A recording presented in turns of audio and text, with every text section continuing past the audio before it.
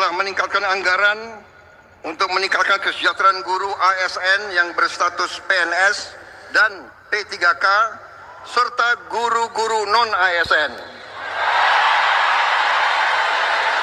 Guru ASN mendapatkan tambahan kesejahteraan sebesar 1 kali gaji pokok. Ya pemirsa, kini kita ke deretan informasi terpopuler di situs cnbcindonesia.com yang menjadi sorotan pasar keuangan dalam Hot News. Kita ke informasi yang pertama pemirsa, ada Presiden Prabowo yang naikkan gaji ASN guru dan juga TNI Polri. Presiden Prabowo Subianto mengubah fokus 8 program hasil terbaik cepat dalam rencana kerja pemerintah atau RKP 2025. Salah satu yang menjadi fokus adalah menaikkan gaji ASN mulai dari guru hingga pejabat negara.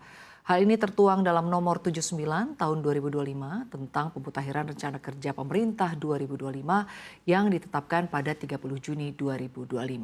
Blade ini merupakan perubahan dari Peraturan Presiden nomor 109 tahun 2025 tentang rencana kerja pemerintah tahun 2025 yang telah dimutakhirkan berdasarkan Undang-Undang nomor 62 tahun 2025 tentang anggaran pendapatan dan belanja negara tahun anggaran 2025. Tujuannya untuk pemutakhiran narasi matriks pembangunan yang memuat sasaran pembangunan nasional 2025, program nasional, program prioritas, kegiatan prioritas, dan proyek prioritas dengan penjabaran sasaran indikator target, serta alokasi pendanaan.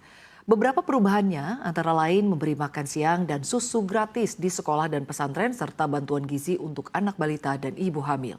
Lalu menyelenggarakan pemeriksaan kesehatan gratis, menuntaskan kasus TBC, dan membangun rumah sakit lengkap berkualitas di kabupaten hingga menaikkan gaji ASN terutama guru, dosen, tenaga kesehatan, dan penyuluh, serta TNI Polri dan pejabat negara.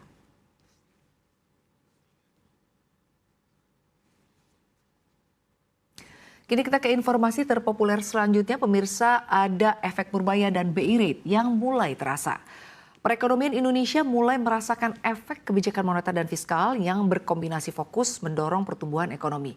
Tanda-tandanya pada tahap awal mulai muncul di pasar keuangan. Dari sisi fiskal, Menteri Keuangan Purbaya Yudi Sadewa memastikan belanja negara akan lebih agresif untuk memastikan peredaran uang primer tumbuh mendorong konsumsi. Bahkan dana menganggur pemerintah telah dipindahkan dari Bank Indonesia senilai 200 triliun rupiah ke 5 bank milik negara pada bulan ini. Dikombinasikan dengan paket stimulus ekonomi akhir tahun yang telah diberi nama paket stimulus 845. Kemudian ditambah kebijakan Gubernur Bank Indonesia Peri Warjo secara agresif menurunkan suku bunga acuan BI Rate sebanyak 5 kali sebesar 125 basis poin pada tahun ini hingga ke level 4,75% pada September 2025. Kepala Ekonom Bank Permata Joshua Pardede mengatakan data Indonesia Overnight Index Average atau Indonia turun sekitar 144 basis points sejak awal tahun. SRBI tenor 6 hingga 12 bulan turun lebih dari 200 basis point dan yield SBN 2 tahun turun sekitar 185 basis points. Menurutnya hal ini menandakan biaya dana jangka pendek bank sudah lebih murah sehingga saluran pertama stimulus moneter bekerja segera. Dari sisi penurunan bunga dana dan bunga kredit perbankan, ia mengakui memang cenderung butuh waktu efek transmisinya dari kebijakan moneter Bank Indonesia. Tetapi sedang dipercepat oleh bauran kebijakan yang mana terlihat dari langkah pemotongan koridor bawah dan penyesuaian operasi moneter yang mendorong bank menurunkan suku bunga simpanan lebih cepat.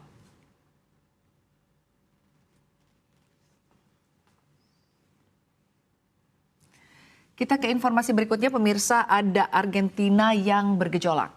Ya, pemirsa, dari mancanegara kita lihat ada informasi terkait dengan Majelis Rendah Argentina yang batalkan veto Milei soal dana universitas dan rumah sakit anak. Usai demo besar-besaran yang melibatkan puluhan ribu warga desak hentikan pemotongan anggaran. Puluhan ribu warga Argentina memenuhi jalan-jalan pusat kota Buenos Aires pada Rabu 17 September untuk memprotes kebijakan penghematan Presiden Javier Milei. Massa menuntut peningkatan pendanaan universitas negeri dan rumah sakit anak yang terdampak pemotongan anggaran. Gelombang demonstrasi ini memberi tekanan kuat pada legislator dengan spanduk dan teriakan yang mereka minta ke parlemen untuk menolak veto Milei atas rancangan undang-undang yang menjamin tambahan anggaran bagi sektor pendidikan dan kesehatan. Tidak lama setelah aksi jalanan, Majelis Rendah Argentina menggelar pemungutan suara dan memutuskan untuk membatalkan veto presiden. Langkah ini menjadi tamparan politik serius bagi Milei yang menjadikan penghematan sebagai agenda utama pemerintahannya. Namun agar veto itu benar-benar gugur, Senat Argentina juga harus menyetujui pembatalan tersebut. Milei tetap berkeras bahwa penambahan anggaran akan membebani keuangan negara, meski mayoritas legislator menilai pemangkasan justru memperburuk kehidupan masyarakat. Kekalahan ini menambah daftar tantangan Milei yang popularitasnya terus menurun. Selain gelombang protes, ia juga dibayangi skandal korupsi dan kekalahan politik di Provinsi Buenos Aires yang makin melemahkan pijakan pemerintahannya.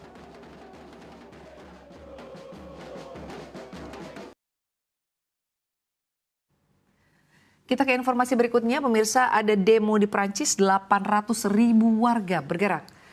Ya, kita lihat demonstrasi besar-besaran juga terjadi di belahan lainnya di kawasan Eropa. Masinis, apoteker, tenaga kesehatan, guru hingga siswa di Prancis menggelar aksi mogok kerja dan sekolah pada Kamis kemarin.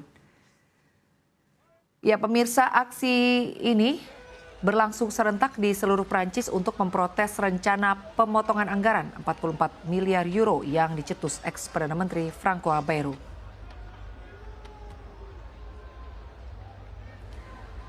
Para buruh menuntut pemerintah membatalkan pembekuan dana pensiun, pemotongan anggaran kesehatan hingga penghapusan 2 hari libur nasional, serta mendorong pajak lebih tinggi bagi orang kaya untuk membiayai layanan publik. Aksi mogok diperkirakan melibatkan hingga 800.000 orang. Kepolisian Prancis menerjunkan 80.000 personel untuk pengamanan setelah demo Block Everything pada 10 September lalu diikuti 175.000 peserta. Meski Bayrou sudah digulingkan melalui mosi tidak percaya dan diganti PM baru Sébastien Lecornu, publik menilai kebijakan pemerintah tetap tidak berubah dan massa mengancam akan terus mogok hingga ada respon nyata dari pemerintah.